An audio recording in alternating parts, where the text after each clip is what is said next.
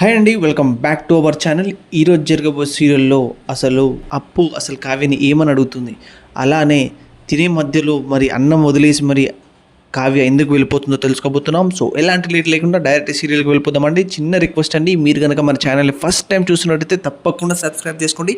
So ఎలాంటి late లేకుండా direct సీరియల్కి వెళ్ళిపోదాం. కావ్య అయితే కిచెన్లో తన పని చూసుకొని బయటికి వస్తూ ఉంటుంది. అదే టైంలో తనకైతే అప్పు అయితే ఎదురవుతూ ఉంటుంది. అక్క, నీతో నేను మాట్లాడాలంటే ఏంటి అప్పు అని కావ్య అయితే అంటూ ఉంటుంది. అప్పుడు అప్పు వచ్చేసి అదే అక్క మీ విడాకుల గురించి అంటూ ఉంటే అప్పుడే కావ్య అయితే లోపలే అనుకుంటుంటుంది. నేను ఏదో మాట వరుసకే అలా విడాకుల గురించి అన్నాను, వీళ్ళందరూ సీరియస్గా తీసుకుంటున్నట్టున్నారు. ఇప్పుడు నేను ఈ నిజాన్ని కానీ నేను అప్పుకు చెప్పుంటే అప్పు వచ్చి కవి గారికి చెప్తుంది.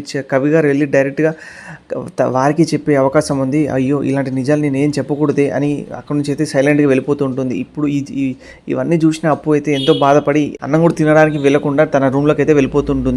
ఇంకా అందరూ అయితే తినడానికి అయితే కూర్చొని ఉంటారు. టైంలో ధాన్యలక్ష్మిని అయితే అపర్ణదేవి అయితే ఇలా అడుగుతుంటుంది, ఏమైంది అప్పు తినడానికి రాలేదు అంటుంటే, నేను పిలిచాను రాలేదు తను అంటుంటే, అదే మాటలు విన్న రోహిణి అయితే ఇలా అంటూ ఉంటుంది.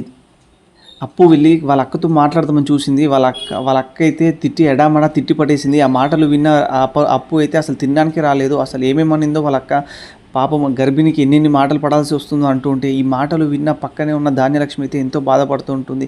ఇప్పుడు రాజు అయితే మీ కడుపు వద్దనుకున్నాడు, సరే ఓకే, కానీ ఇప్పుడు నా కోడలి యొక్క కడుపు కూడా నీ వల్లనే చెడిపోతుంది.